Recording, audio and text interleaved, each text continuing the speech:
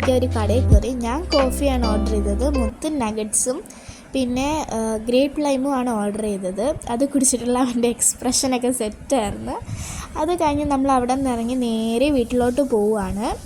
അപ്പോൾ ഇത്രയേ ഉള്ളൂ ഇന്നത്തെ നമ്മുടെ ഒരു കുഞ്ഞു വീഡിയോസ്. എല്ലാവർക്കും ഇഷ്ടപ്പെട്ടു എന്ന് വിചാരിക്കും. ഇഷ്ടപ്പെട്ടാൽ ലൈക്ക് ചെയ്യുക, ഷെയർ ചെയ്യുക, സബ്സ്ക്രൈബ് ചെയ്യുക. ബൈ.